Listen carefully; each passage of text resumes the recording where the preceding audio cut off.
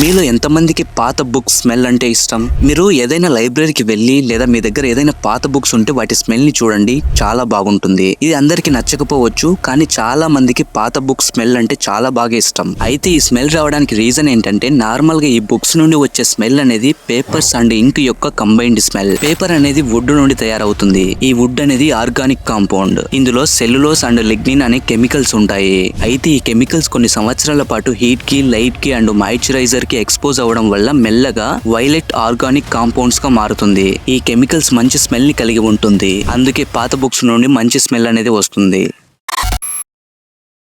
ఇది చూడండి, దీన్ని చూస్తే మీకేమనిపిస్తుంది? అనిపించడానికి ఏముంది, పాప్కార్న్ కదా అని అంటారా? కాదు, ఇది పాప్కార్న్ కాదు. దానిలాగా కనిపించే ఒక పురుగు. దీని పేరు వచ్చేసి ఫ్లాటిడ్ ప్లాంతోపెర్. ఇవి వాటినవి ప్రొటెక్ట్ చేసుకోవడం కోసం ఇలా రౌండ్ గా పాప్కార్న్ లాగా ఉండే షేప్ ని కలిగి ఉంటాయి. అండ్ ఇవి ఎక్కువగా అమెజాన్ రైన్ ఫారెస్ట్ లో కనిపిస్తాయి.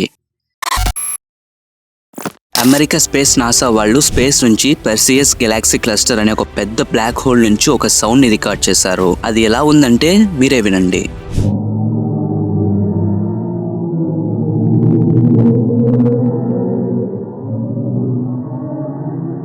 ఎలా ఉంది ఈ సౌండ్? ఈ గెలాక్సీ మనకు సుమారు 20 crores లైట్ ఇయర్స్ దూరంలో ఉంది. యాక్చువల్లీ స్పేస్ లో వాక్యూమ్ ఉండడం వల్ల సౌండ్ అనేది వినిపించదు. కాకపోతే ఈ పర్సియస్ గెలాక్సీ క్లస్టర్ చుట్టూ కూడా చాలా ఎక్కువ మొత్తంలో గ్యాస్ అండ్ డస్ట్ పార్టికల్స్ ఉంటాయి. దాని వల్ల స్పేస్ లో సౌండ్ వేవ్స్ ని ట్రావెల్ అయ్యేలా పనిచేస్తాయి. అది కూడా చాలా చాలా తక్కువ ఫ్రీక్వెన్సీలో. అలా వచ్చిన సౌండ్ వేవ్స్ ని రికార్డ్ చేసి మనిషి కూడా వినగలిగేలా ఈ ఫ్రీక్వెన్సీని 50 యాక్టివ్స్ వరకు పెంచారు. దానివల్ల ఇప్పుడు మనం ఈ సౌండ్ ని వినగలుగుతున్నాం.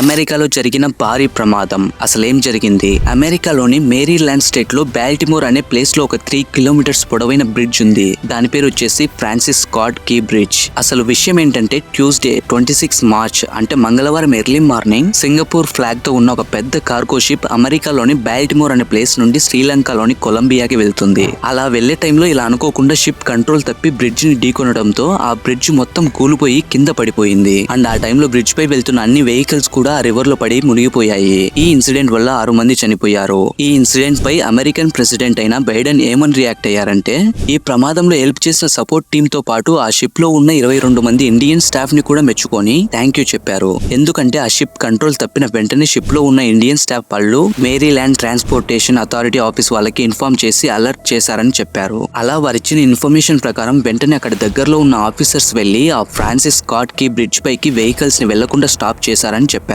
లేకపోతే పెద్ద భారీ ప్రాణ నష్టం జరిగేది. సో ఫ్రెండ్స్, లాస్ట్ ఫ్యాక్ట్ వినే ముందు ఈ వీడియోకి ఒక్క లైక్ చేయండి. ఇలా చేయడం వల్ల నేను ఇంకా ఇలాంటి వీడియోస్ చేయడానికి నాకు ఒక మోటివేషన్ లాగా ఉంటుంది. అలాగే ఇలాంటి ఇన్ఫర్మేషన్ కోసం ఛానల్ ని సబ్స్క్రైబ్ చేసుకోండి. మీకు తెలుసా, కొంతమంది నిద్రపోయాక వారికి తెలియకుండా నిద్రలో నడుస్తూ ఉంటారు. అయితే నిజంగా ఇదొక జబ్బు. మీలో చాలా మందికి తెలిసే ఉంటుంది. ప్రజెంట్ ప్రపంచంలో 6.9% పాపులేషన్ వాళ్ళ జీవితంలో ఒక్కసారైనా ఇలా నిద్రలో నడిచారంట. అయితే ఇది చిన్నపిల్లల్లో ఎక్కువగా వస్తుంది.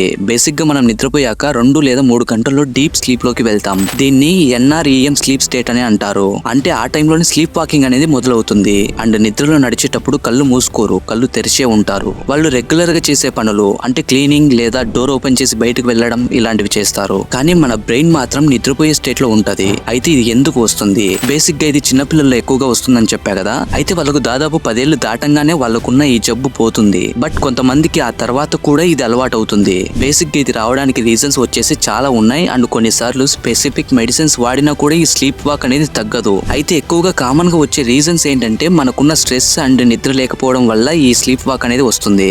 193 పేషెంట్స్ మీద చేసిన ఒక స్టడీ ప్రకారం ఎక్కువ శాతం మంది స్లీప్ వాక్ చేసే వాళ్ళు డే టైమ్ లో వాళ్ళు ఎక్కువగా స్ట్రెస్ కి గురయ్యారంట.